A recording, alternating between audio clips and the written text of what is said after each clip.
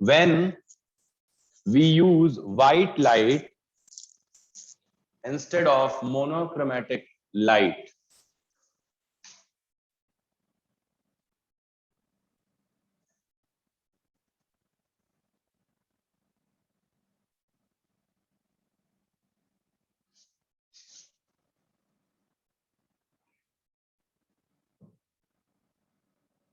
ठीक है।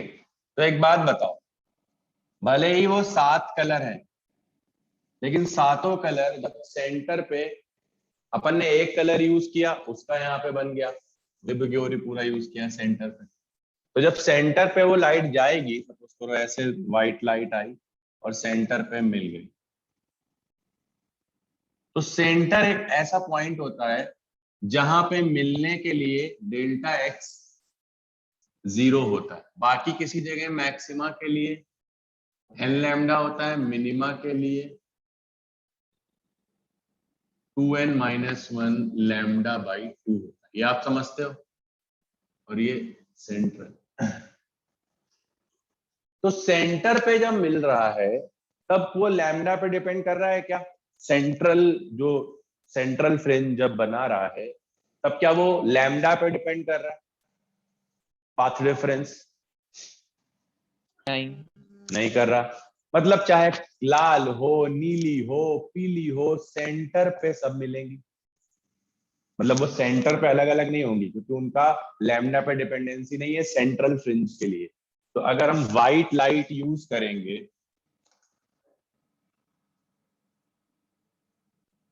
तो सारी की सारी वेवलेंथ आके यहाँ मिलेंगी, और ये स्पॉट ब्राइट व्हाइट बनेगा। कैसा बनेगा बच्चों? ब्राइट व्हाइट पट्टी बनेगी। यहाँ व्हाइट से सेंटर पे कैसी पट्टी बनेगी बताओ यार? ब्राइट व्हाइट बनेगी। बहुत बढ़िया। लेकिन अब बताओ, 7 कलर के B1 बनेंगे या नहीं बनेंगे? सबके अलग अलग B1 बनेंगे या नहीं बनेंगे? यस सर, बनेंगे। ठीक है, तो सबसे पहला B1 किसका बनेगा और सबसे आखिरी B1? B1 अब 7 होंगे ऊपर और 7 होंगे नीचे, 14। देखो 7 ब्राइट होंगे, 7 डार्क। लेकिन क्या ये लगातार होंगे, इंटरमिक्स्ड होंगे? कैसे होंगे सर, इनका कैसा पैटर्न बनेगा? इससे कोई क्वेश्चन थ्योरेटिकल आ सकता है? बिल्कुल आ सकता है। अभी तक नहीं आया है, अभी तक बस ये पूछा है व्हाइट लाइट यूज करें तो सेंटर पे कैसी बनेगी व्हाइट, ये पूछा है अभी तक। ठीक, अब मुझे आप बताओ, चलो दोनों निकालते हैं। सब पहले तो विबग्योर लिखते हैं।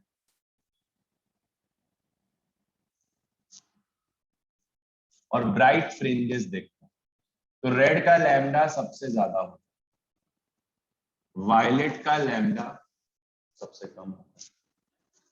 और मिनिमा बनना समझते हो क्या है? वो लाइट मिस होना, वो लाइट होना ही ना। किसी का मिनिमा बनना मतलब वो लाइट नहीं होना। ठीक, अब अगर हम B1 की पोजीशन कहें, YB1 फॉर रेड, पहला रेड कलर का मैक्सिमा की लोकेशन ये होगी लैम्डा रेड D/D। और पहले रेड कलर की dark location lambda red by 2 D/D। समझ आ रहा है या नहीं? यस बोलो सर। Yes sir. हाँ या ना?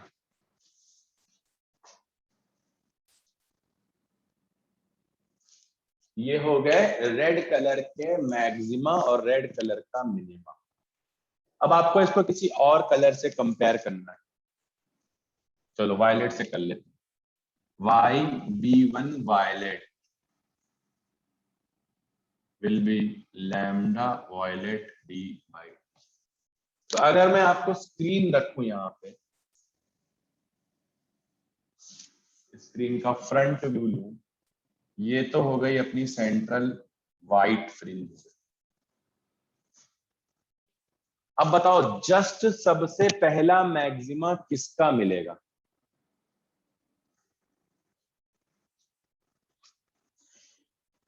पहला मैक्सिमा किसका मिलेगा?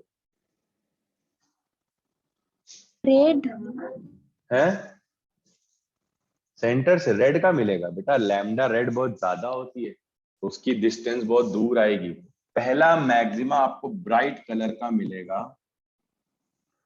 वायलेट का। ठीक, और बताओ वायलेट की एनर्जी ज्यादा होती है या रेड की एनर्जी ज्यादा होती है?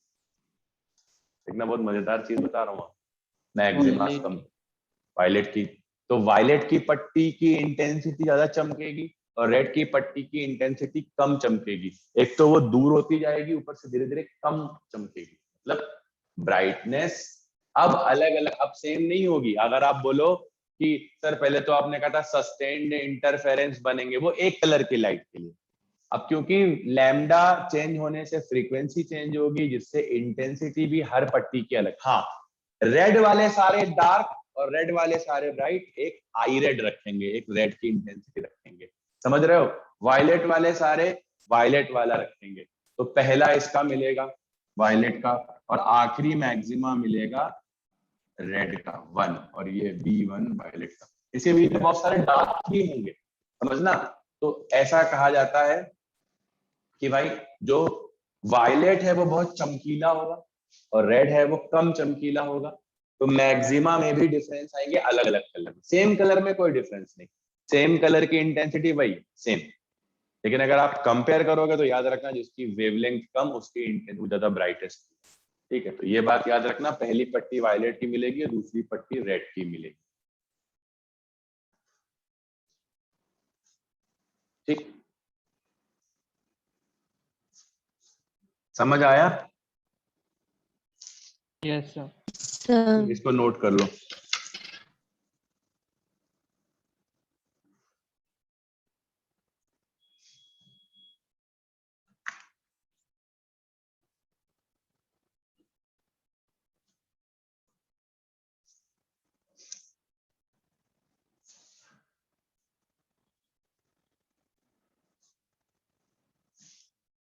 इसके बाद आप शुरू करते हैं वेव ऑप्टिक्स का अगला बहुत ही ज्यादा इंपॉर्टेंट टॉपिक, जिसको हम डिफ्रैक्शन कहते हैं। और डिफ्रैक्शन बहुत कम लोगों को समझ में आया होगा। कोई यहाँ है ऐसा जिसको डिफ्रैक्शन आता हो अच्छे से?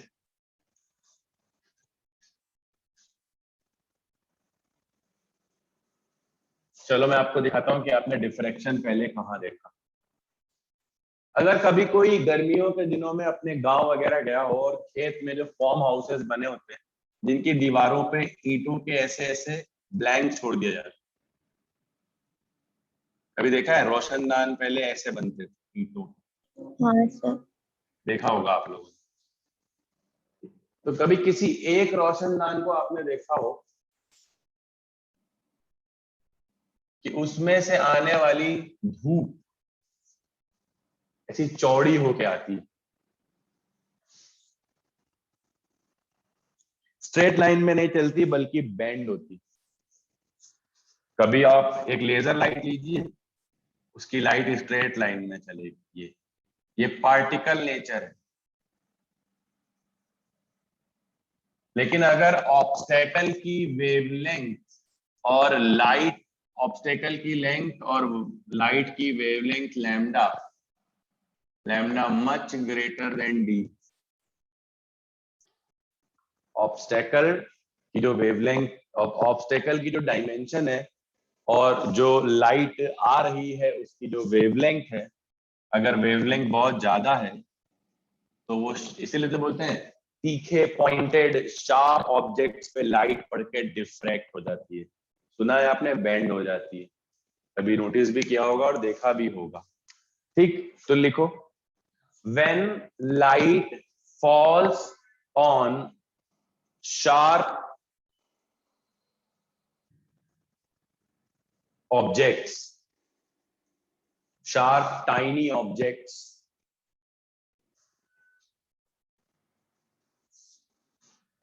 it bends further, it bends further.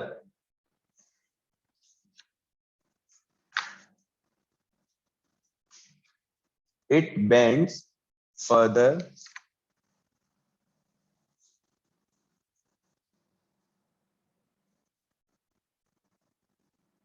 this phenomenon is explained by the wave nature of the light and is called as diffraction of light. This phenomenon is explained by the wave nature of the light and is called as diffraction. क्या बोलते हैं इसको? diffraction बोलते हैं. तो ये जो phenomena है वो diffraction बोला जाएगा बच्चों. ये जो बेंडिंग हुई,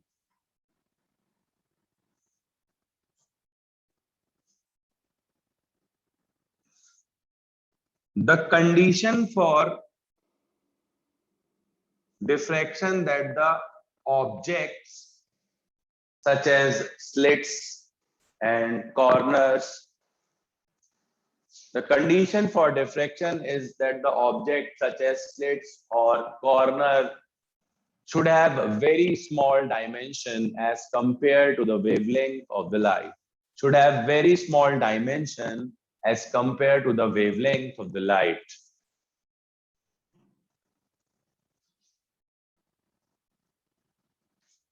अब सुनना. There are two types of diffraction. लिखो, there are two types of diffraction. पहला है फ्रेनल, जिसको FRESNEL लिखते हैं. पढ़ते हैं फ्रेनल होता है फ्रेस्नल, तो FRESNEL फ्रेनल डिफ्रैक्शन. दूसरा है फ्रॉनहोफर डिफ्रैक्शन. पहला है फ्रेनल डिफ्रैक्शन, दूसरा है फ्रॉनहोफर डिफ्रैक्शन. अपने सिलेबस में सिंगल स्लिट यानी कि फ्रॉनहोफर डिफ्रैक्शन है. ठीक है, कौन सा डिफ्रैक्शन है? Fraunhofer diffraction. अब इसको इतना बड़ा रॉकेट साइंस ना बनाते हुए बहुत सिंपल रखते हुए हम डिफ्रैक्शन को सीखेंगे. हमारे सिलेबस में क्या है? Single slit Fraunhofer diffraction. तो हेडिंग भी डाल दीजिए वही, single slit Fraunhofer, single slit Fraunhofer diffraction.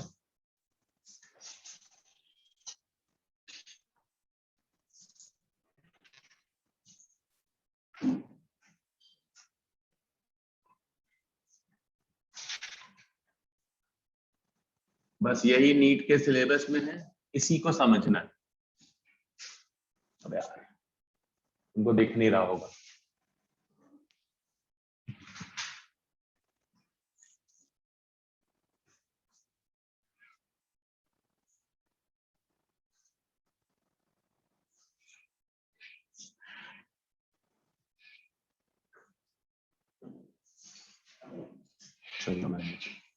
Single slit Fraunhofer diffraction, ये जो मैंने लिखा इसको मैं वापस से नीचे लिख देता.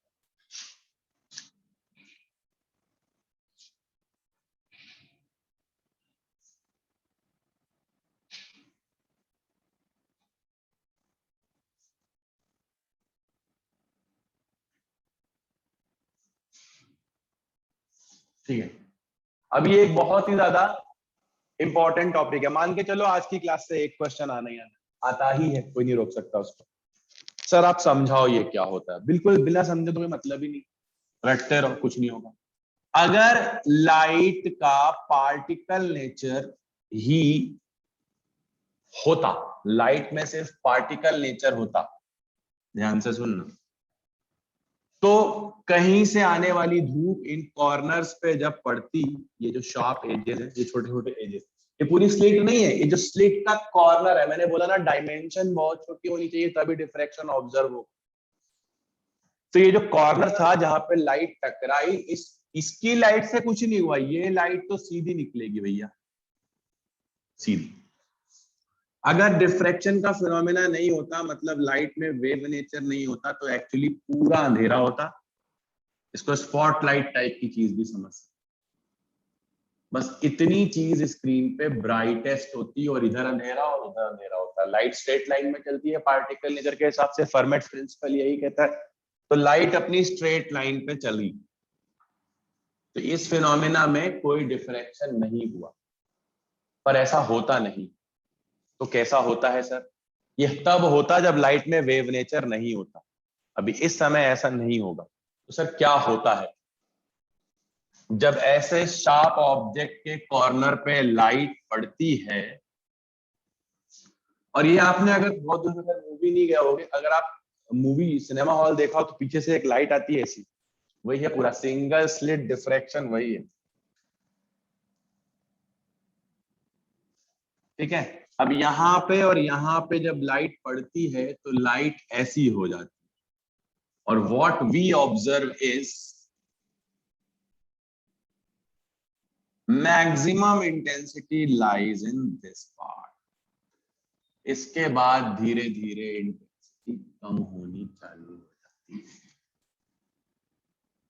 इंटरफेरेंस में हर जगह सेम हो रही, मैक्सिमा मतलब मैक्स, यहां सबसे मैक्स इंटेंसिटी होती है। ठीक, ये है फिनोमेना डिफ्रैक्शन का। This pattern of intensity we observe on the screen due to a single slit. This slit have a slit width of b। तो पहले तो ये नोट करें कि सिंगल स्लिट डिफ्रैक्शन में इंटेंसिटी कैसे स्क्रीन पे शो करती है।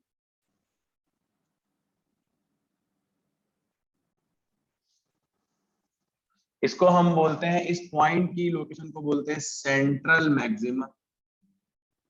ध्यान से सुनना, क्या बोलते हैं? Central maxima. ये इसकी, ये जो डिस्टेंस है y b0, इधर भी होगी y b0। ठीक, तो इसकी linear fringe width central maxima की, हाँ, मतलब यहां से लेकर के यहां तक सेंट्रल मैक्सिमा है। ठीक, इंटेंसिटी है, लोकेशन ये है, पर इंटेंसिटी मैक्सिमम इस फोन में है पूरी। So it is linear fringe width is 2y b0। Similarly if we say, देखो ये जो एंगल बन रहा है, ये वाला angle theta Y B naught की पोजीशन को, की एंगुलर पोजीशन को दिखा रहा है। तो जो एंगुलर फ्रिंज विड्थ होगी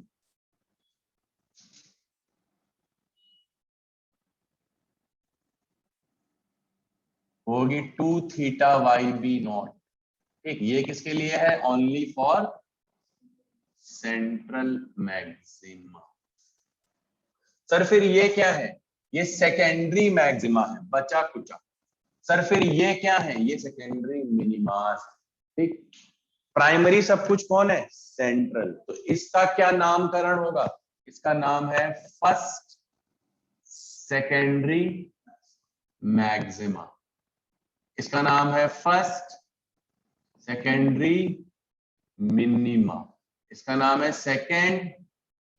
secondary maxima, and so on, ऊपर भी नीचे भी। क्या समझ आया? What are secondary maximas and what is central maxima?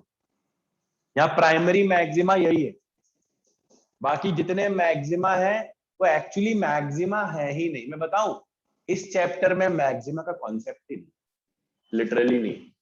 वो तो मिनिमा पर कैंसिलेशन नहीं हुआ है, कैंसिलेशन होता है यहाँ पे। बस जितना मैक्सिमा होता है वो सेंटर पे होता है, इसके अलावा जो भी होता है वो मिनिमा होता है। पर इसमें मिनिमा दो तरह के पाए जाते हैं, एक बिना लाइट वाले मिनिमा और एक थोड़ी लाइट वाले मिनिमा।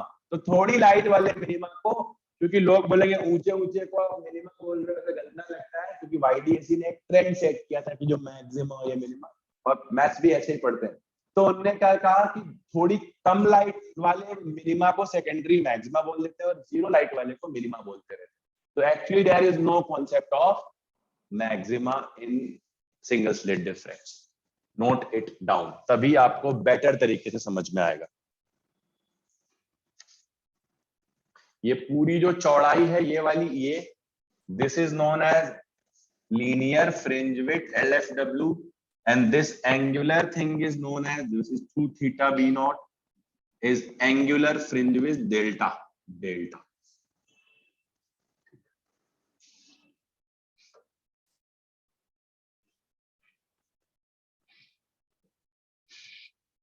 अब अगर एनसीईआरटी से इस चैप्टर को पढ़ोगे तो उसमें लिखा है लोकेटिंग मिनिमा पहले, नॉट मैक्सिमा, क्योंकि मिनिमा ही होता है।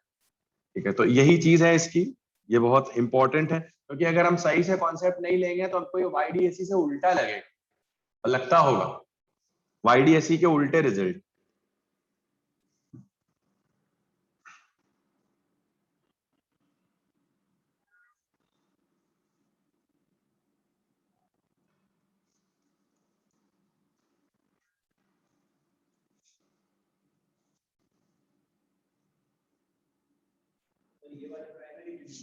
हाँ, और ये क्या है? नहीं, ये सेकेंडरी है, क्योंकि ये है फर्स्ट सेकेंडरी मिनिमम, नहीं प्राइमरी सिर्फ मैक्सिमम। ये वाला पहला, ये देखो ये बनाना, यहाँ पे पहली बार मिनिमम हुई, ये है फर्स्ट सेकेंडरी।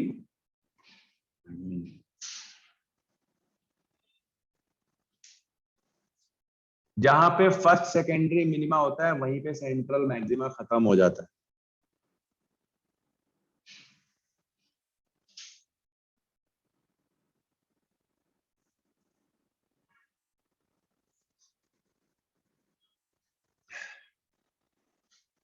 तो आई होप आपने कॉन्सेप्ट समझ लिया। अब हम लोकेट करेंगे और एंगुलर और इन सब की वैल्यू निकालेंगे, लीनियर फ्रेमिंग वो सब बचा है बस पार्ट, पर कॉन्सेप्ट आ गया कि इसमें ऐसा होता है।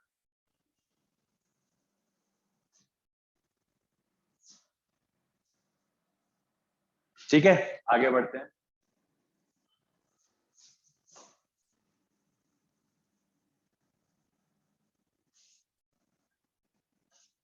देखो, लोकेटिंग मिनिमास इन सिंगल स्लिट डिफ्रैक्शन, लोकेटिंग मिनिमास इन सिंगल स्लिट डिफ्रैक्शन।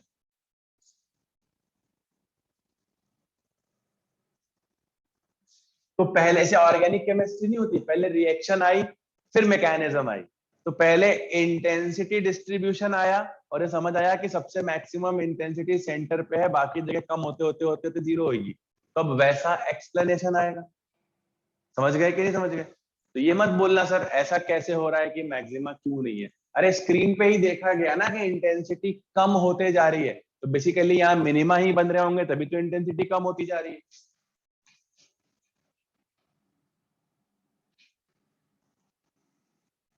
अब देखो, समझाने के लिए ये सिंगल स्लिट बहुत छोटी होती है, पर मेरे को थोड़ी सी बड़ी लेनी पड़ी।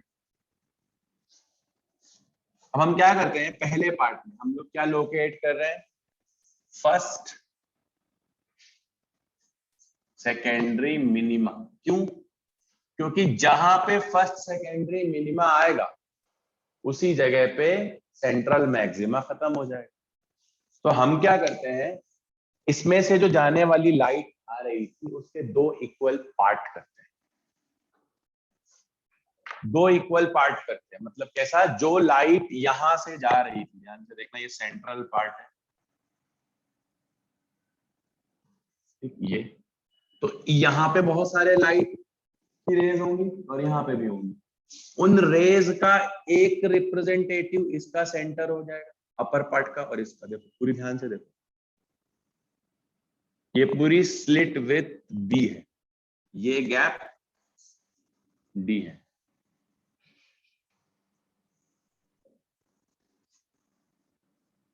ठीक, and D is much much greater than B. ये वही सब पुरानी कहानी है। अब देखो मैंने क्या किया, यहां पे बहुत सारी वेव का एक सोर्स मान लिया S1, ये अपर हाफ को रिप्रेजेंट करेगा इस पूरे को, और दूसरा सोर्स मान लिया F2, और इनके बीच का गैप बताओ ध्यान से, क्या B/2 हो जाए। मैंने क्या किया, पहले तो स्लिट को दो बराबर भागों में बांटा, दो बराबर भागों में बांटने के बाद ऊपर के भाग का एक रिप्रेजेंटेटिव सोर्स अज्यूम कर लिया, नीचे के भाग का एक रिप्रेजेंटेटिव सोर्स अज्यूम कर लिया। ठीक, गेटिंग माय पॉइंट। अब इन दोनों के बीच का गैप हो गया, तो ये सोर्स और ये सोर्स जब पहली बार मिनिमा बनाते उसके नीचे दोनों तरफ central maxima. Got it? Concept पकड़ो, यही नहीं पता था आप लोग। तो इनसे जाने वाली वेव जिस जगह पे, ये तो पहले भी कर चुके हैं, YDAC में भी डेल्टा एक्स निकाल चुके हैं, जिस जगह पे जीरो इंटेंसिटी बना देगी, ऐसे ही इधर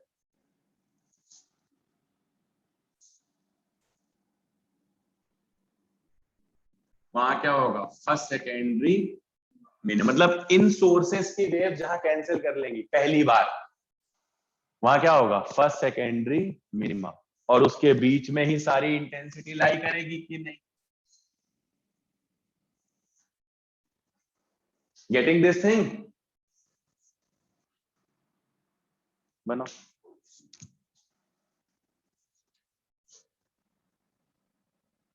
This section contains maximum light intensity, and what we have here is first secondary minima, जिसके लिए हमें क्या करना पड़ा, we divided slit into two halves, दो equal part, S1 represent upper half, S2 represents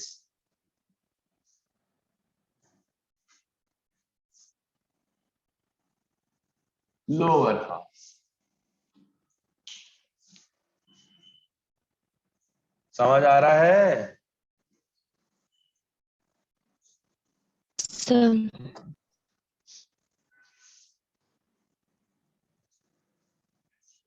Point P and P dash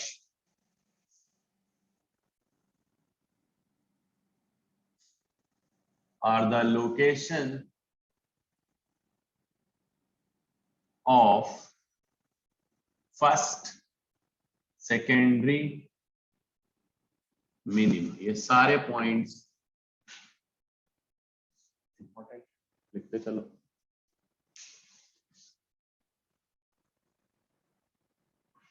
ठीक, अब calculation देख लेते हैं, क्योंकि ये एंगल चाहिए होगा हमें। This angle is theta D1 sec, first secondary dark, first secondary minima या फर्स्ट सेकेंडरी डार्क की एंगुलर पोजीशन है, और ये लीनियर पोजीशन है किसकी, y। अगर देखें तो ये क्या है, ये YD1 है ना, YB0 तो यहाँ होता है, लोकेशन तो ये किसकी है, YD1 सेकेंडरी, YD1 करना है इसको, है ना, B1 तो सेंटर पे होता है, YD1 सेकेंडरी, इधर भी ये हो गया YD1 सेकेंडरी। ठीक है, चलो ये सब तो निकाल लेंगे अपन, कोई दिक्कत नहीं। तो कंडीशन ये आई कि भैया हम कैसे निकालें ये इसकी एंगुलर पोजीशन। तो देखो, अब दोनों स्लिट्स के रिप्रेजेंटेटिव S1 S2 के बीच का गैप जो कल D था, अब कितना है, B/2। So what we have is B/2 sin theta, ये हो जाएगा ये वाली डिस्टेंस, बताओ। अरे कल पढ़ी थी ना ये D sin थीटा, तो आज क्या हो जाएगी, B/2 sin theta. B/2 sin theta अगर ये हो गई, तो यहाँ पे हमें मिल रहा है पहला, क्या मिल रहा है, मिनिमा मिल रहा है पहला। ध्यान देना, नंबर पता है, N1 नहीं, कौन सा मिल रहा है, फर्स्ट मिनिमा के लिए YDAC में क्या करते थे, λ/2 होना चाहिए। अरे यार मिनिमा मिल रहा है। अगर तुम इसको ना पढ़ो ध्यान से, अभी जब रिजल्ट आएगा ना तो तुम पगला जाओगे, देखना कैसा लगेगा तुमको, YDAC का उल्टा हो गया, लेकिन उल्टा नहीं हुआ। कल भी हमने क्या पढ़ा था, पहला मिनिमा जहां बने वहां पाथ डिफरेंस λ/2, दूसरा बने 3 λ/2, पांचवा बने 7 λ/2, है ना, 1 3 5 7 चलता है, तो ये फर्स्ट है। ठीक, अब थीटा बहुत छोटा है, तो मैंने कह ही दिया थीटा इज स्मॉल, बहुत छोटे छोटे वेवलेंथ, तो थीटा इज स्मॉल, तो इसके लिए क्या हो जाएगा, B/2 थीटा। साइन थीटा को क्या लिख सकते हैं, थीटा, और थीटा को क्या लिख सकते हैं, tan थीटा। बहुत बढ़िया, तो B/2 थीटा, ये कौन सा थीटा है, थीटा है D1 सेकेंडरी का, कितना हो गया, λ/2। अब कट गया, पहला सेकेंडरी मिनिमा की एंगुलर पोजीशन आ गई λ/b। अब सुनना ध्यान से, सुनना ध्यान से, लोग क्या सोचते हैं, ये सोर्स है S1 और S2, इनके बीच में गैप है B, तो क्या होना चाहिए B sin थीटा, और क्या होना चाहिए λ/2, पहली गलती है। और अगर मैं इस 2 को काट दूं यहाँ पे और कहूं कि ये कंडीशन है मिनिमा की, तो तुमको क्या लगेगा, अबे B sin थीटा बराबर लैम्डा, लैम्डा तो मैक्सिमा, बस ये है कंफ्यूजन। Got it? एक्चुअली ये सोर्स है ही नहीं, अपर हाफ वेव का सोर्स उसका मिड है और लोअर हाफ वेव का सोर्स उसका मिड है।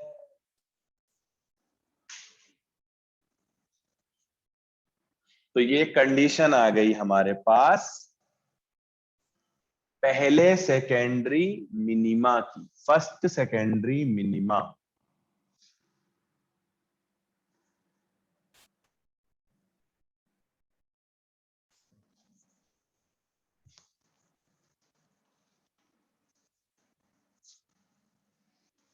अब यहां से बहुत बढ़िया बढ़िया चीजें निकलेंगी, बताओ। Angular position of central maxima, angular fringe width 2 theta d1 सेक, जो कि 2 λ/b। बताओ सेंट्रल मैक्सिमा की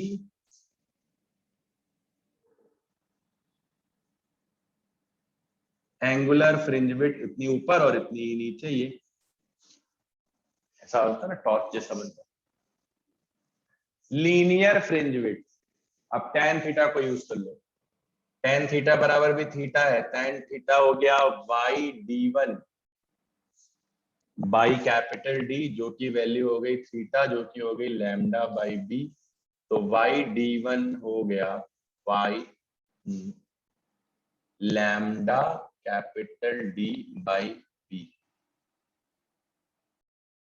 ध्यान से देखना, ये फ्रिंज विड्थ नहीं है, ये लीनियर पोजीशन है, ये पोजीशन ऑफ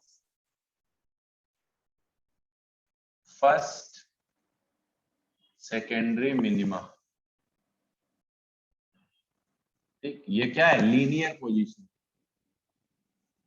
बच्चों ये क्या है, एंगुलर पोजीशन। ये क्या है, अरे यार इस रेफरेंस लाइन से कहाँ का angle touch, angular position. Fringe width और एंगुलर पोजीशन में अंतर होता है, पोजीशन जो होती हाफ होती, विड्थ पूरी होती यहां से लेके नीचे तक।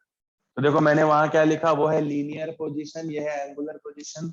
एंगुलर फ्रिंज विड्थ 2 हो गई और linear fringe width central maxima की हो गई 2y/d1 which is 2 λ/d। Do not get confused.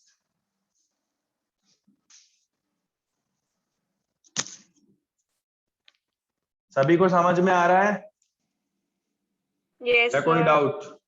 Sir हाँ भैया, यहाँ भी d is greater than d, कोई कंफ्यूज नहीं होगा यहाँ पर। याद रखना वेव कैंसिलेशंस होते हैं। अब खुद सोचो, वेव कैंसिलेशंस, ठीक, यहाँ तक सीख गए, क्या क्या सीख गए हमने, क्या क्या निकालना सीखा। कोई पूछे व्हाट इज एंगुलर पोजीशन, आपको सिर्फ इतना एंगल आंसर देना है, ये। व्हाट इज लीनियर पोजीशन, आपको सेंटर से सिर्फ ये वाली पोजीशन बतानी। What is angular fringe width, ये पूरा कोण बताना है। What is linear fringe width, ये डबल कर देना है पोजीशन। इसी में आगे निपट जाते हैं।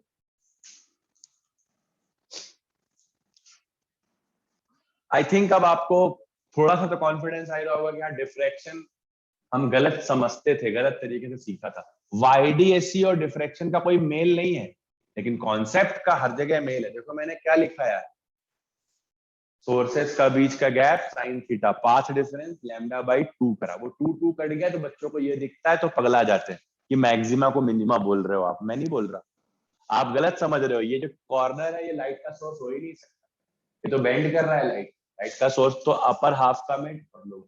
आप जितने पार्ट करो, आप जितने पार्ट करोगे उस हर पार्ट का जो हाफ होगा वो एक सोर्स होगा। सर बहुत बढ़िया, ये बीच वाला पूरा समझ आ गया। यहाँ मिनिमा बनेगा, यहाँ मिनिमा बनेगा और बीच में सारी वेव मैक्सिमा बनाएंगी। बहुत बढ़िया सर, आगे का क्या? सर से लोकेशन ऑफ अदर मिनिमास कैसे बनती है? और सर फिर वो आप अगर कहते हो कि सिर्फ मिनिमा ही होता है डिफ्रैक्शन में, there is no concept of maxima, तो फिर ये अगला वाला ऐसा ऐसा क्यों आता है? ये लाइट क्यों आती है?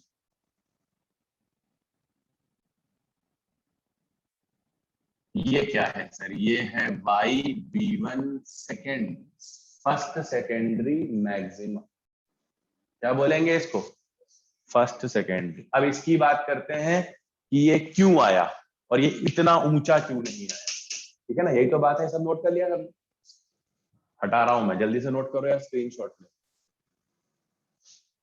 चलो मीटिंग ही रीज्वाइन कर लो, 1 मिनट।